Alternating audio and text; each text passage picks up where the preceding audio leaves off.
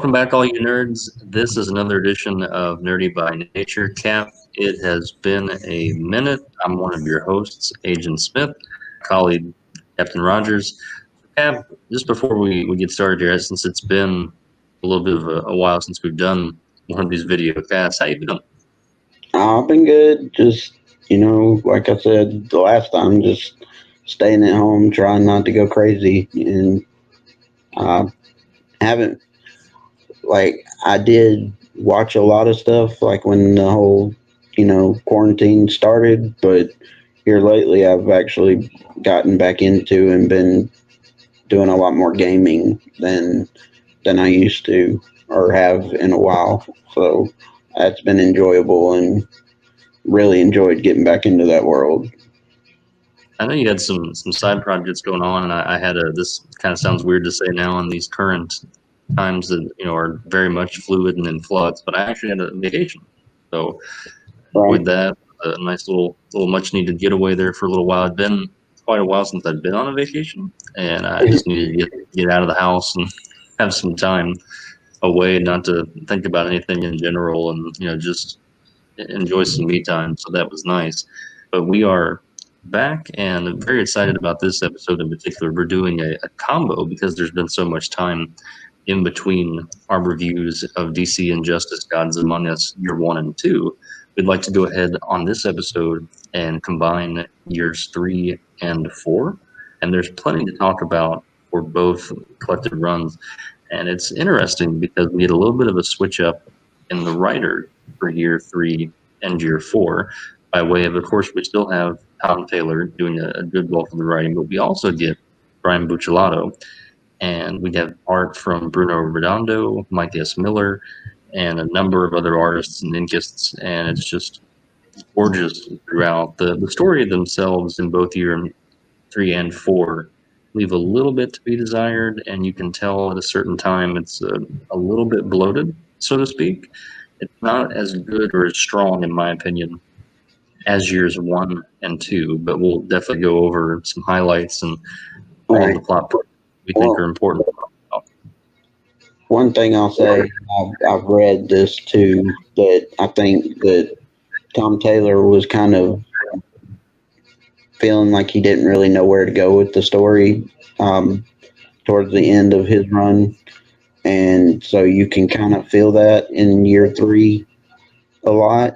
But I feel like year 4 went back and got a lot better again, and it felt like just because you had the new blood and a new person doing it, that they were a lot more enthusiastic and felt like they had a direction to go. And so I enjoyed 4 a lot more than I did 3. Now, I feel like I'd have to agree with that because year 4 definitely had a stronger sense of direction. I think that's a good point to make when you're comparing year 3 and year 4 like we're about to do. And just before we jump in to year 3 and year 4, let's go ahead and catch the listener or the reader up with exactly where 3 picks up from what we were talking about in year 2. So, of course, towards the end of year 2, just give a little mini cap on what happened there. Essentially, the Green Lantern Corps got involved. There was a big battle towards Earth between the two. At one point, Superman ends up getting a fear ring from Sinestro, becomes a part of the Sinestro Corps. A lot of crazy things go down in year 2. And so more or less, when we pick up here in year 3, essentially we are seeing that Batman has gone to another extreme and has done his research. He's always got a plan for pretty much any member of the Justice League, as we well know and have come to expect.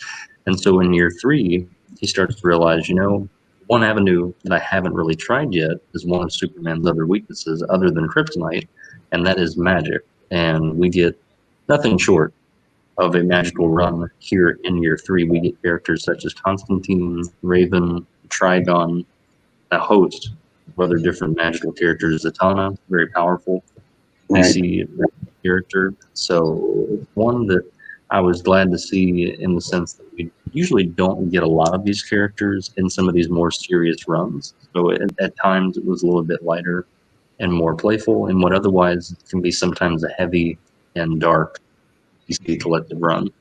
Absolutely. And I will say that to me, yes, he did seem to struggle with the magical characters, but to me, it doesn't seem like they went.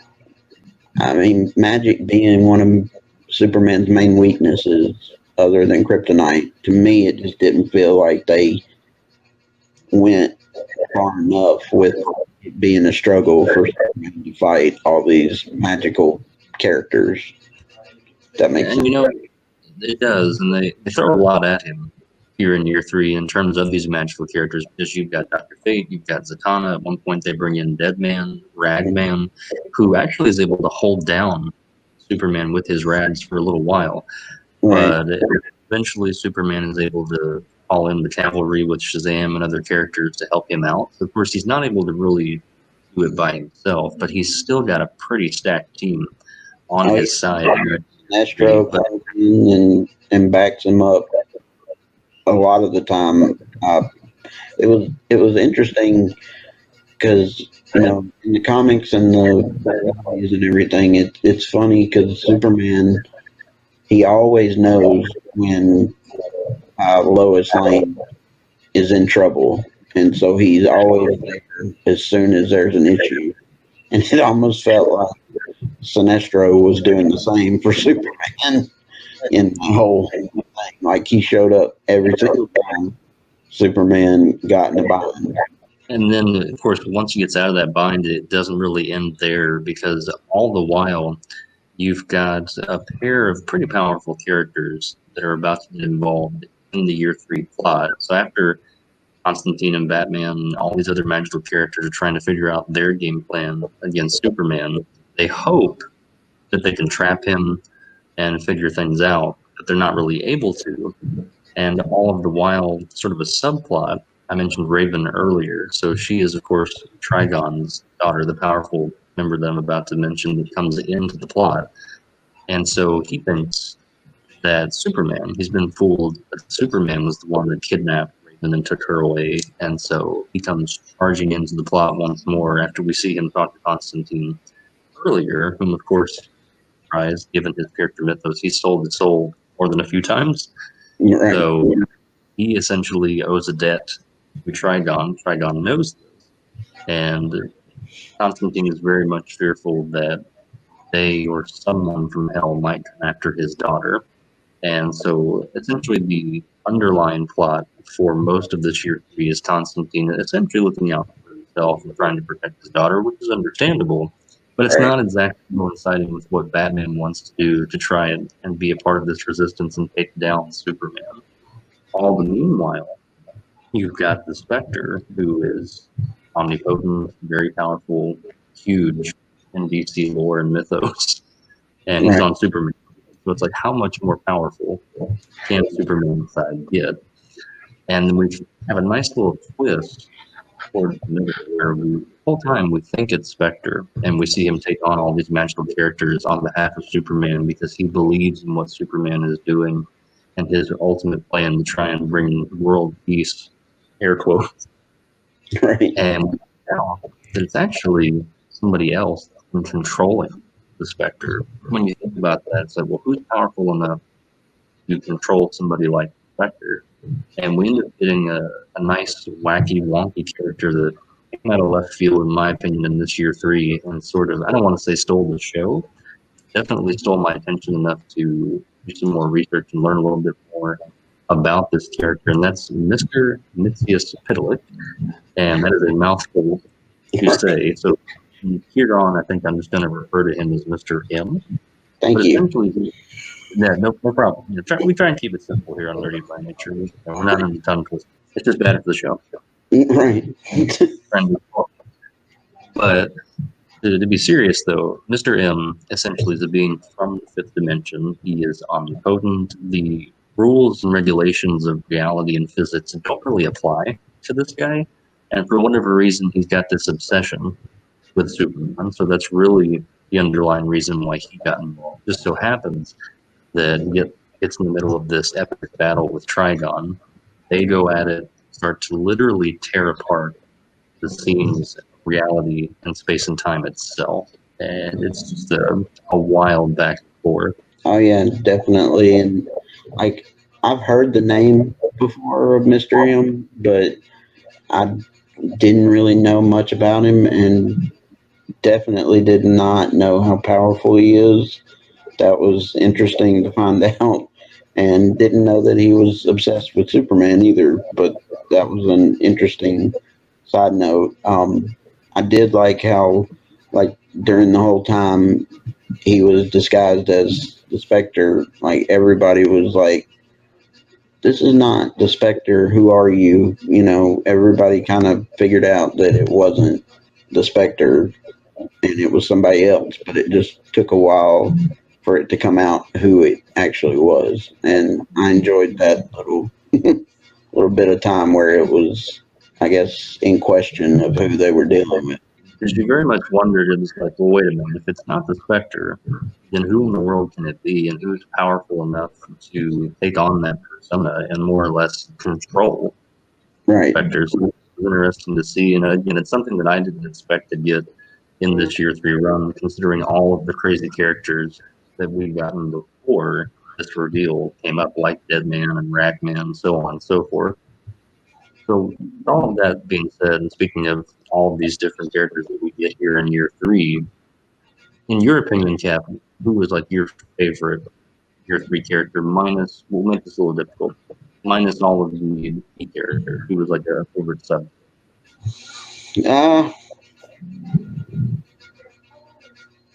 uh, year three, I guess.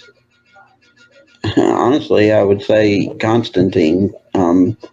Just because it was interesting how he was playing everybody for his benefit, and that he was able to do it and succeed, and it not come out until towards the end of this conflict in year three, the reason he was doing it. And it was very understandable once you find out why he was doing it. It was about his daughter the whole time. That was all he was worried about. That's all. That was the only reason he was doing any of the stuff he was doing. And so I just liked how, I guess, developed or involved he was in the background, and nobody saw it coming or why. So, what about you? I think that's a nice choice because you really do get a sense of his character arc from start to finish. And you see Constantine go through this series of choices of, well, these are all things that I have to do in benefit for my daughter to get her out of the clutches of Trigon or whomever he chooses to send after her in collection of the debt that's owed because Right, of the another choice that Constantine made previously, and that was to sell his soul. And so to see him go through all of those different obstacles and also completely coincidentally wind up in the midst of this magical throwdown there towards the end right. is quite enjoyable. For me, I think honestly, getting the Deadwing reveal was top because, Yeah. of course, I didn't know the first thing about Deadman as a character, so I looked him up and I thought that was pretty neat. A little Mhm. bit of his backstory, and then towards the end of his appearance this particular year, you know he's fading fast. He's probably not going to make it. The Spectre more or less cuts him in half, so he has to choose a new dead man to take up the mantle. And he's starting to do this speech of where it's only be one person. There's only one guy that I know is right for the job and I can trust. He's got a good soul and it's pure. And sure enough, I was like, okay. Are they going to go where I think they're going to go with this? Because we Right. lose. Remember back in year one of this run, we lose Night. That moment, very random moment there in the Right. art jail. Not really what anybody was expecting in that particular panel to panel. And so I thought, oh, okay, they're about to bring Nightwing back. And they do. And calling him Deadwing was just perfect Oh, as a catchy. absolutely. And it was just neat to see him come back and be able to communicate with Batman and kind of warn him about what's going on and, the real reality of their situation and what they have to do to end it, essentially. So I think for me, Deadman was really cool. And then also, I think honestly, one that we haven't talked about yet has got to be Swamp Thing. I think that's just kind of a fan favorite in general, especially because of the iconic Alan Moore run, the show, animated show growing up as a kid, and then also series that was on the DC universe that fortunately really get quite the attention that it deserved, but another talk for another time. But seeing Swamp Thing in his full element as a part of the Green was a really cool nugget that they were in there that, in my opinion, they didn't have to. Right, right, and I agree with you on Nightwing. He was a good cameo, and I really liked how he got to have closure with Bruce Wayne, and even called him Dad during their conversation, and so I really enjoyed the fact that they got to say goodbye to each other, basically. And Swamp Thing, I thought was an interesting pull for them to pull him into it, and it was interesting to see them pit him against Poison Ivy, the only other person, you know, in memory that is able to control what they call the green, which is, all of Earth and the plant life and nature, basically. And to see them go head to head was exciting. It was one that made so much sense, like them going against each other made so much sense for them to go against each other, but you also didn't see it coming, or at least I didn't. No, not at all. Because when I saw just on trade paperback, I clearly see Swamp Thing. So I knew I was going to get Swamp Thing. So that was nice. I just got excited for that before I even opened up the book. I was like, oh, okay, this is going to be really cool. But the fact that they dropped Poison Ivy on top of that was just a another nice nugget that again they didn't have to do, but they did. I'm really glad that they went there. Is when they meet, they essentially talk things out and realize that they're both on the same side, that both sides were trying to pit them against one another, and so then they end up ultimately working together, and then that leads to kind of a sad scene, as there are many throughout this giant collected run over the years in DC Injustice Gods Among Us, where towards the end they realize that they've got to get rid. They're not going to be able to stop Mr. M and Trigon from fighting. They know that they're both too powerful and they're both too deadlocked. Right. Really, we've got to get them off of their reality plane and somewhere else, essentially more or less the void for DC. And in that plan, everybody essentially makes it out into two separate houses, and they're all safe. But one person left behind, and that one person is Swamp Thing because he's essentially attached to the Green. And it's a sad moment because he winds up in purgatory, and it's like, well, this is the last that we get theoretically in this run of Swamp Thing. But it was nice while we had him, but it still was pretty sad. And as well, we also lose the Huntress in battle. I think at one point, Wonder Woman's lasso actually ends up snapping her neck. It's a pretty intense panel to panel scene.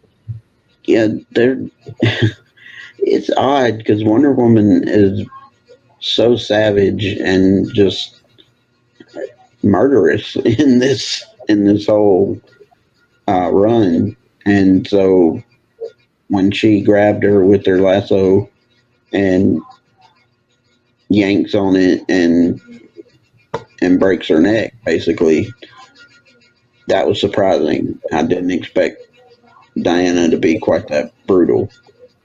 I will say, in Wonder Woman's defense, in that particular panel, because we do get a very different side of Diana, the Amazon princess, throughout this collected run for these years. But in this particular panel that we're talking about, you can tell by her face she's actually surprised that that was the outcome of her, not, I guess, pun intended, whiplash. Right. I think what she really just meant to do was to pull her forward, get her closer, just to essentially subdue her.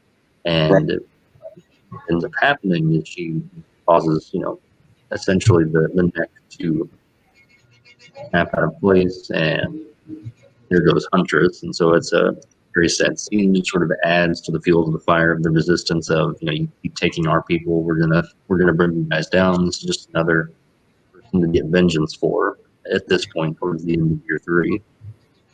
Definitely. And like you said, I mean, it wasn't necessarily on purpose, but at the same time, just the way she's acted throughout this whole storyline is just somewhat surprising. But I mean, just I guess that's the way it has to be when you're, on two opposite sides of things. Things like that are going to happen when Right. you end up in You a plant fight. your flag. Go ahead. That's all I was saying was just when you're going head to head with somebody and it's, a fight, it's not necessarily going to come out okay for both parties. So, No, and let's be clear. I mean, these superheroes are not pulling any punches in no, these your collected runs. It is tooth and nail, in some cases to the death. And it's just especially for Wonder Woman, when you plant your flag in Superman's camp, you may have to hands dirty, right, and that's the route that he's taken. It's the same guy that killed Joker in cold blood in year one. So it's just kind of a causality at this point in each of these years. You kind of open up the pages and think, at least the way that I do it is, okay, who are we losing in this particular year? right, Because probably going to be, odds are it's probably going to be somebody. Fortunately, we still have most of the key characters left throughout all of these runs, so it's not like we're truly being devastated. I mean, don't get me wrong, any key character go is very sad, but at right, least we've still got a good group of four left at the end of the day. And that essentially brings to an end of year three. That kind of rounds out the plot there. So, Gab, let's jump into year four. There's one I know you're excited to talk about because I know you're a big Greek mythology guy, and especially with the old gods and new gods material. So let's essentially go right where we'll jump into where year four picks up, and that is nowhere else, no better place to start when you're talking about Greek mythology than Olympus. right, right. You got Zeus and who is it, Hercules talking to each other, and I It's just actually Ares and Eric, Hercules. yeah, that's right. But it's really cool to see all the Greek mythological characters come into play, and the whole time I was reading it, I was like, well, yeah, why wouldn't they come into play if things are getting that bad and not going the way that they want them to go? Then obviously they were being played to a certain extent and being pulled into this, not necessarily wanting to be pulled into it. And so I just really enjoyed all the gods being involved and some of the matchups and just seeing how powerful everybody is towards everybody else. And so it made me really want to go back and read like the new gods material and where they came from, because once the Greek gods get pulled into it, then the new gods get pulled into it, and that's two major power dynamics going at each other that you don't see much in comics. No, and the fact that we get these Greek mythology gods here in year four is just another gift, really, because it's like we know they exist in the DC universe, and obviously, of course, within our own historical research, we have, tales of Greek mythology and Roman mythology, Egyptian mythology, so on and so forth. So the Right. fact that we get to see these characters come to life panel to panel is really cool. And then also, it's just a nice seamless transition because at the end of year three, Constantine, while he dips with his daughter because his mission is complete, of course, Mm-hmm. Batman is frustrated, but Constantine tells Batman in year three to take custody. Let him know when we get there. Trust me. But regardless, it's a situation where he says, just so you're aware, I'm going to give you a piece of advice, Bats, before I leave here. there's a group of people that you're not considering that could help you out against Superman. And so at first, we'll talk about this a little bit later. There's other points I want to get into with you, Cap. But he says, there's a group of people that you're not considering. And at first, I thought, oh, maybe these Greek gods were who Constantine was referencing. But it actually turns out to be another group entirely. So it was kind of a nice misdirection there, even at the beginning here of year 4, picking up from where year 3 left off. And you had mentioned a nice talking point just a second ago about some of these gods take on these DC superheroes, some of them godlike in their own right. What was one of your favorite matchups? I've got mine. I'm interested to hear yours. Um, Honestly, I mean, like, I really enjoyed seeing Hercules going up against who wasn't it Superman, I believe Hercules and him go up against each other at one point, and kind of not sure how I feel about his ultimate fate. Hercules, I mean, being an immortal being, you wouldn't think what happens to him would happen, but uh, I really enjoyed that. And then I actually, uh, besides the gods themselves getting involved, which I mean, every time Zeus gets involved, it's awesome because he's like the guy, and so you don't really expect to see anybody, succeed at taking him down. But just the whole point where they decide, there should be trial by combat, and um, and obviously, Superman's fighting for his team, and then Batman pulls a 180 and decides to say, we choose Wonder Woman to fight for our side. And, obviously she doesn't want to fight against Superman because she's on Superman's team right now. But the Greek gods basically say, no, that's not how that works. You have to do it. If they choose you, then you are their champion. And just to see her go against Superman, even though she didn't want to, but she knew she had to, uh, that was really interesting. And to see one of them almost end the other when they've been on the same team for the entirety of this series was just really cool. And just I like just how powerful the gods were, and just their whole presence changing up the dynamics of everybody. Oh, for sure. And, for Diana, especially in that trial of combat, which, by the way, Batman choosing her as Superman opponent, classic turning the tables Batman move. So I love that. Right. But Diana in particular, I think this is the first time throughout these years where we really start to see more of a typical Wonder Woman, where she's afflicted. She's really starting to wonder, like, did I choose the right side? Is this what everything's really about? Is this what our mission has become? Do I really want to get this to the? Have we gotten to? Why are we at this point in battling Superman? And then also she's having to do this on her home turf there in Themyscira. And so it's like there's a lot going on for the Amazon warrior princess, where it's like she's trying to defend her home, but she also doesn't really want to pull punches against Superman because she knows he won't in this Right. trial versus combat. And I got to admit, Cap, I'm a little surprised that she chose Zeus versus Hercules, because we get Aquaman versus Poseidon in Yeah.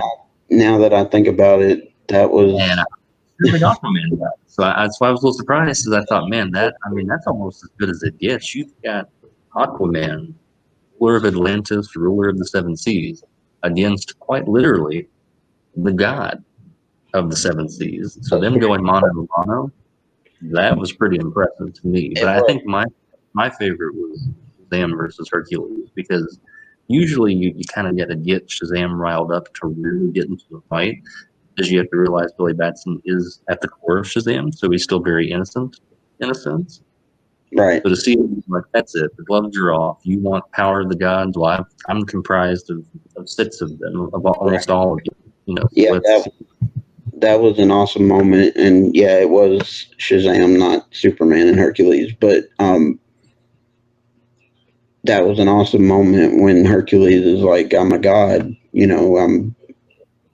can't beat me," and then Shazam is like, "Well, I have the power of all the gods," and then of course I was like wondering the whole time, why don't they just, take away Shazam's power? And obviously that ends up happening at one point. But yeah, Poseidon and Aquaman going head to head was one of the better ones, just for the sheer fact that everybody always makes fun of Aquaman, and to see him go up against Poseidon was awesome.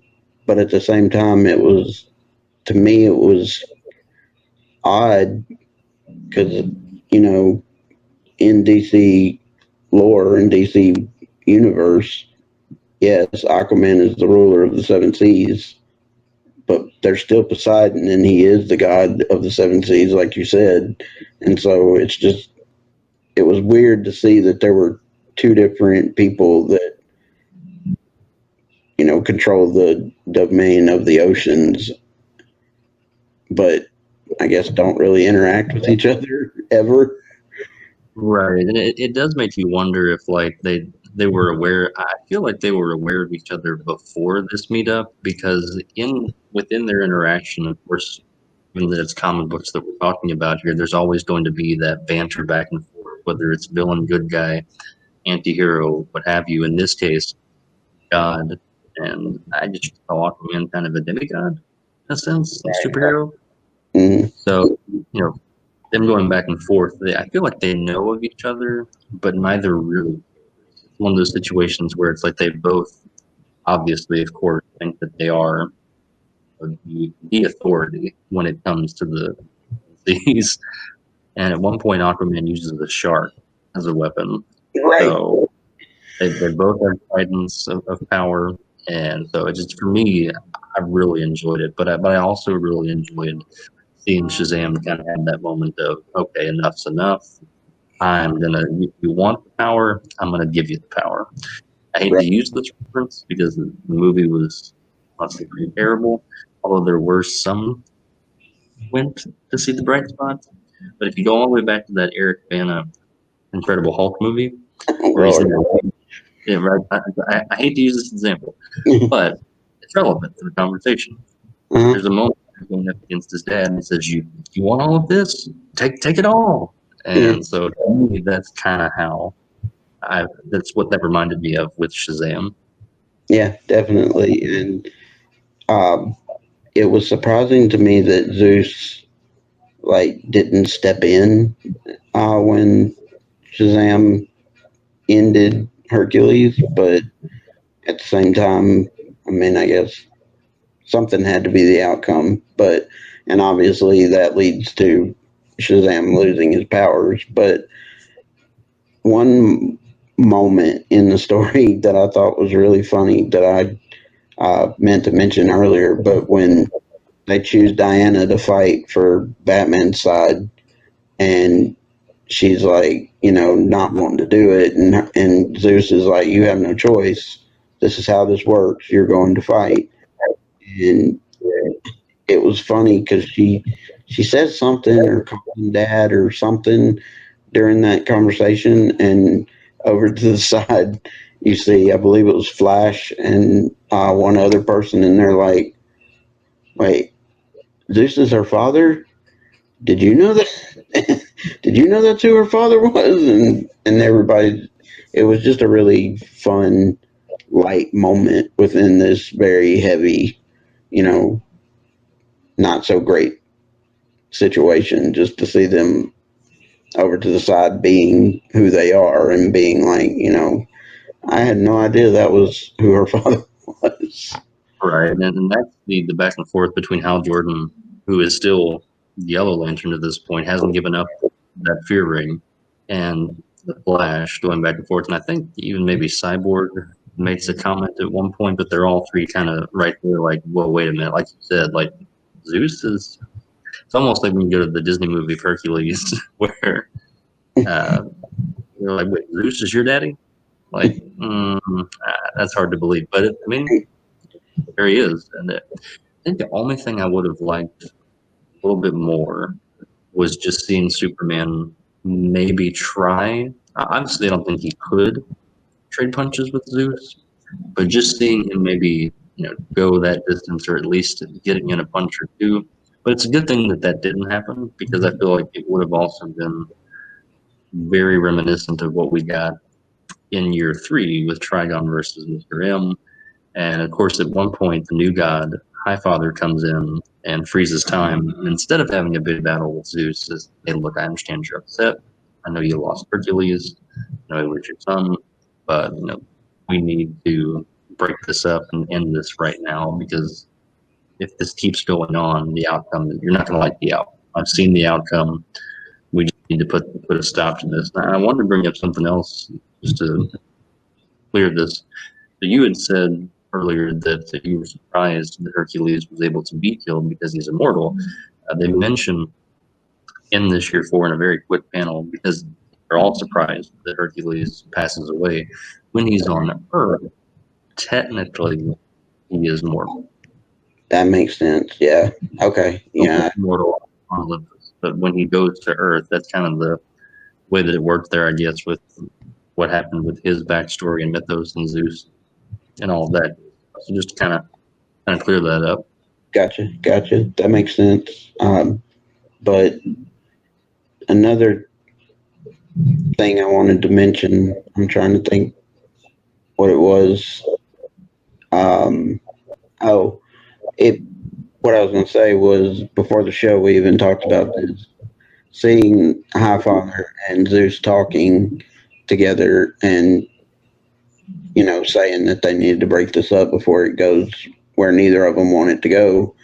It was interesting to me because it made me really want to read and and reinvigorate, or not reinvigorate, but it made me want to reread all of the New Gods lore and figure out how they came about and why the Greek gods allowed them to come about, basically, because obviously they seem like they're on equal playing grounds, and so like it was cool to see Highfather and Zeus talking like they're the end all and be all of this universe, and it just made me interested to know where they came from, or why were they this powerful. You know what I mean?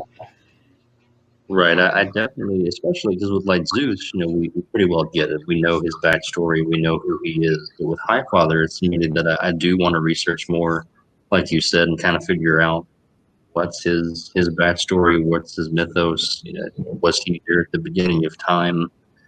Very Right. much kind of seems that way, just from the way that he talks and the way that he's able to look into the future and see outcomes and things like that. So I think it would be very interesting to dive a little bit more into those new god Right. characters. And I mean, it seemed like him and Zeus knew each other or knew of each other. I mean, neither of them were surprised to talk to each other or anything like that. So obviously, there's some kind of history there,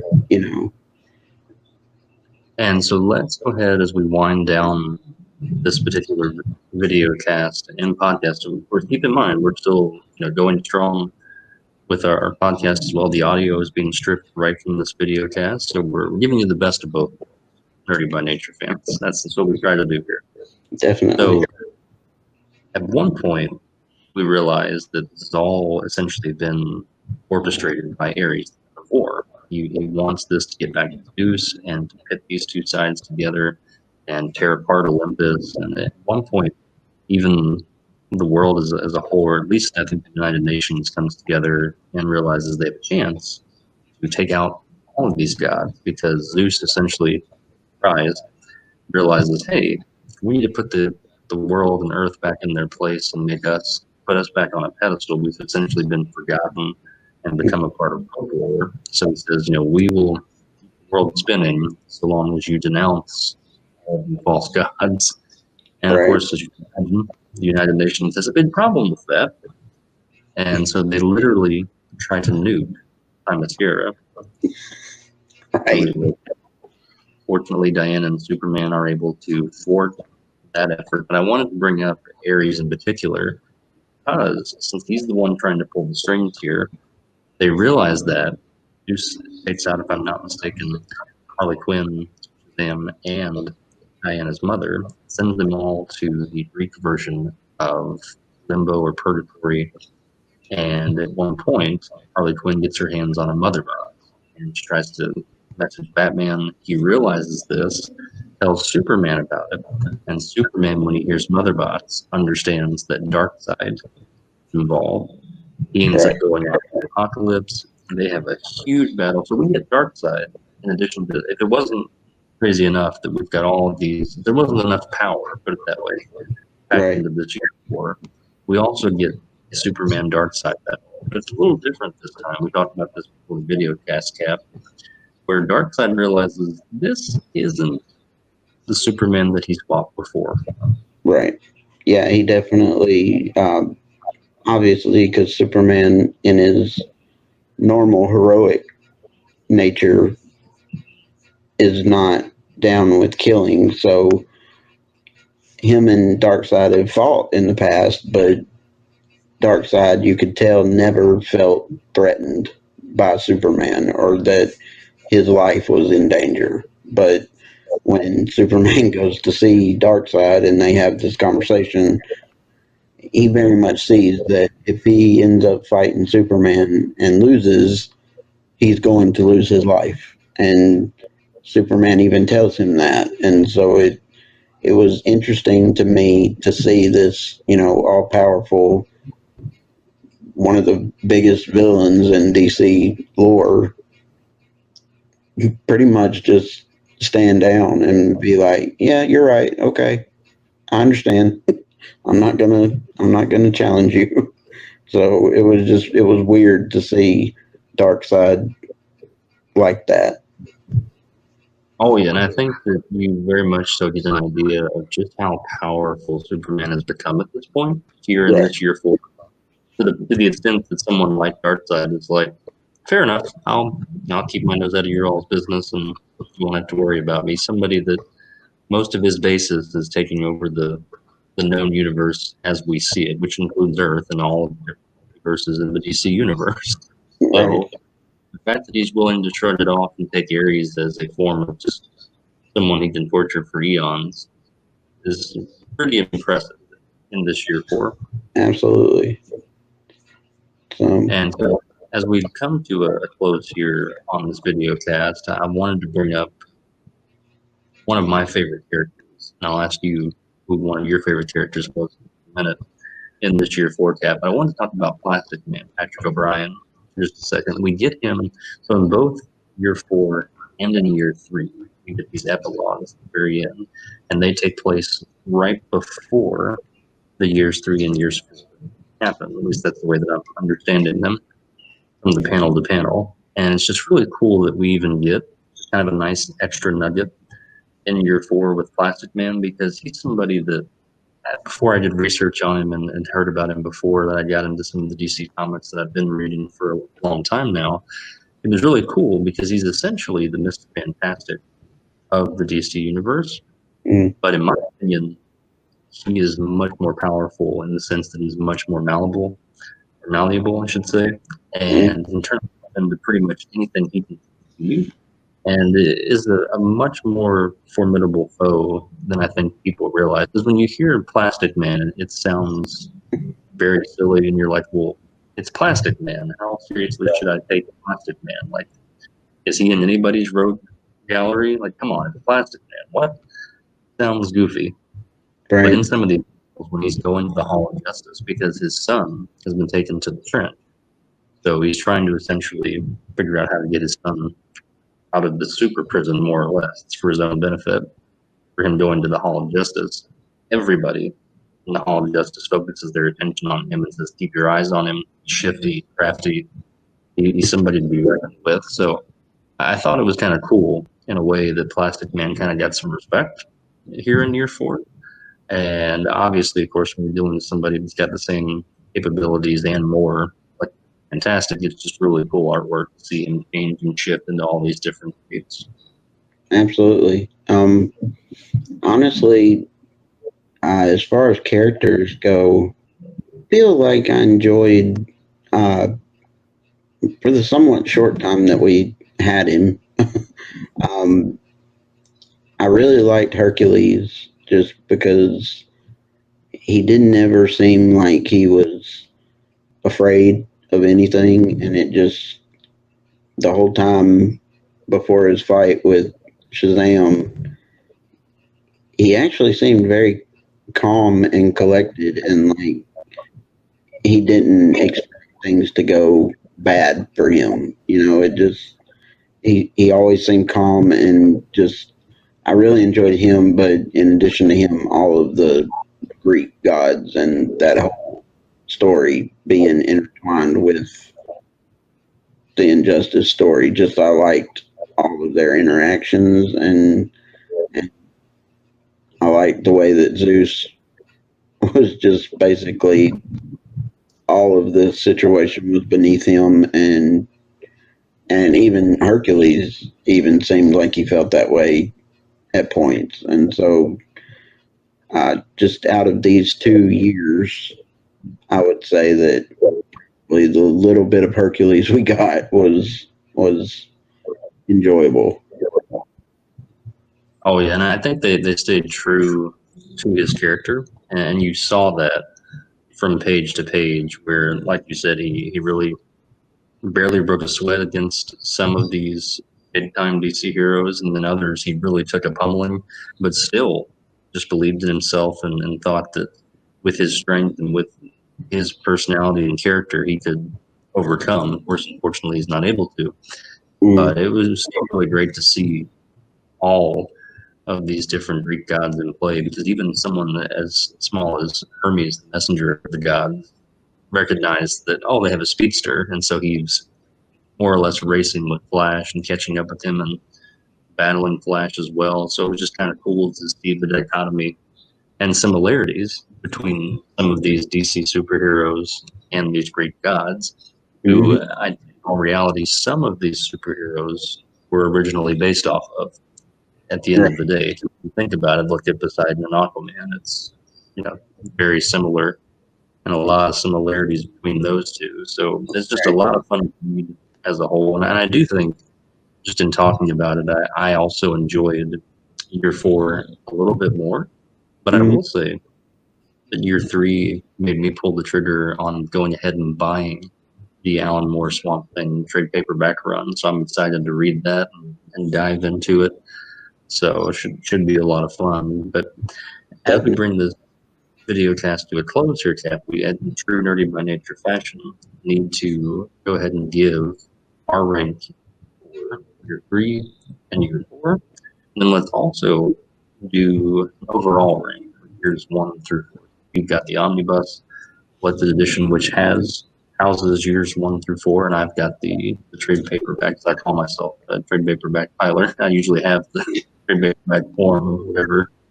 You got the omni. In most cases, you got the omnibus. I've got the trade paperbacks. Right. Definitely.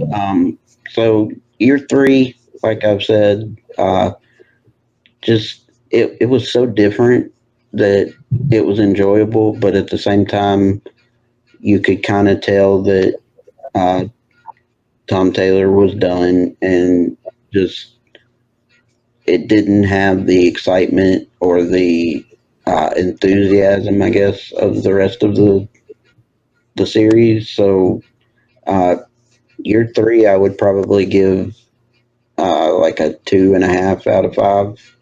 I mean, it was still enjoyable, but it wasn't near as enjoyable as year one, two, or four. So, and then four, I would probably give give it a 4, just because I enjoyed it a lot more. And like I said, and you mentioned, I'm really into Greek mythology and all of those stories and all of the different gods, and demigods and all of that kind of stuff. So I would give it like a 4. As far as the series as a whole, I would probably give it a 4.5 out of 5. Oh wow, Um, even with factoring in the 2.5 that you just gave your three. yeah, I mean, and of course, well, I'm kind of going off the whole series, not just 1 through 4. So if we're going by 1 through 4 without the rest of it, then I would say probably a 4.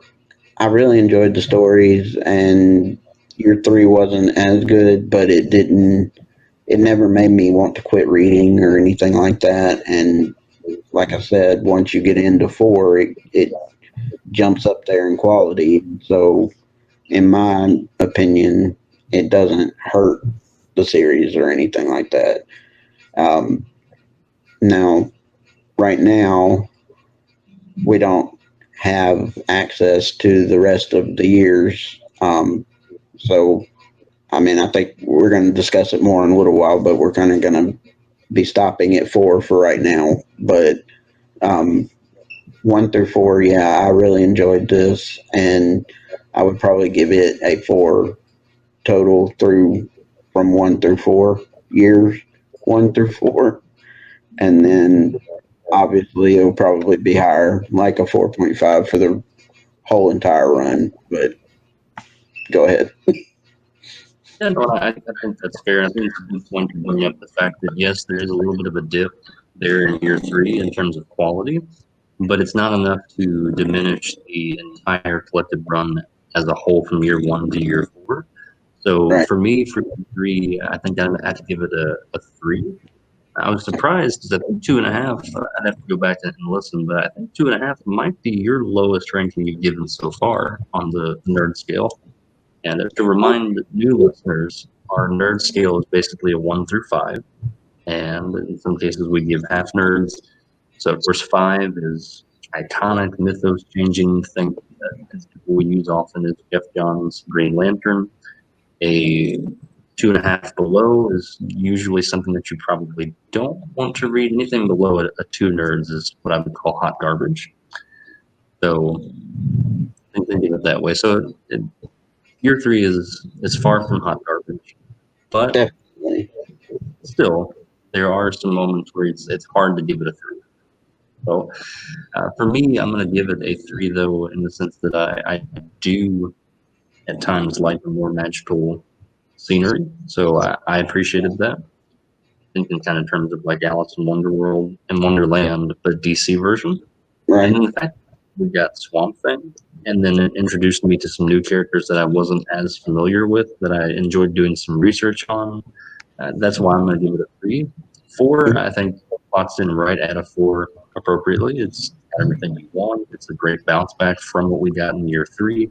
And so I think from the series as a whole, when you take into account that there was that dip there in year 3, I'm going to give it a 3.5 overall, but still a highly readable and recommended collected run years. I believe the first set is years 1 through 5, and then from there it's and so on and so forth. We're waiting for some of those volumes to come out and be available. Yet to see what that's going to look like in this particular climate with the comic book world. Right. So there's been news breaking with DC in particular that could very much affect release dates and things become available and could delay some things, as I think a lot of us are sort of getting used to in terms of entertainment for things being delayed, whether it's movies or TV series or in this case comic book material. Right. So it's a wait and see right now for some DC big titles that a lot of people are waiting for, ourselves included here at Nerdy by Nature. But speaking of news, Cap, we'll go ahead and round out the show here. So our next video cast and podcast episode, it's been a while since we've done anything news and notes related, and there's been a lot of information since we've been away since our last episode that has popped and went off. And so we'd really like to take some time in our next episode to discuss some of that, just kind of have an open discussion between the two of us and have some fun with it because to be honest, we've been talking about these particular year runs has been pretty heavy. So we want to lighten that up a little bit and go over some news and notes in our next episode. Definitely. And yeah, there's been a lot of announcements, a lot of changes, a lot of delays. So I want to get back into the news because we hadn't done it in a while. And like I said, there's been a lot going on. So I think it'll be fun to go over it and say what we like, say what we don't, what we're excited about, what we're upset about, whatever it may be. So, Really, obviously, right. And obviously, with everything going on, we haven't been exactly week to week as we have in the past. So, bear with us during everything going on. We will get back to a week to week format, but right now it's just everything in the world being as it is. A lot of outside stuff from the show with families and just trying to make sure that we stay close with the people that we care about has been just getting in the way of the show a little bit. So bear with us while we're dealing with that, but we will get back to a weekly basis sooner rather than later, hopefully. and we, definitely, Cap and I both appreciate your patience throughout this entire process, and we look forward to hopefully providing you with some more quality content, discussions. And I know for myself in particular, I need to do a better job at getting more involved with our Facebook group by the same name, Nerdy by Nature. So be sure to join. There's no membership fee. It's not like a gym. You don't have to really work at it. Just come in as you are. We take everybody for sure. So, it's all Absolutely. inclusive, just like comic books. We've got a little bit of everything. We talk about entertainment, movies, books, and sometimes the meaning of life. Yeah. So a lot of fun, and we'd certainly be happy to have anybody for that matter. And that's really going to do it for this edition of Nerdy by Nature. And again, be sure to subscribe, hit the like button, hit the bell, share this with everybody that you think would enjoy this type of content, or let them know about the show. And then we'd be happy to respond to comments or answer feedback. That would be great. And until then, I'm Agent Smith, signing off. And I'm Captain Rogers. God bless.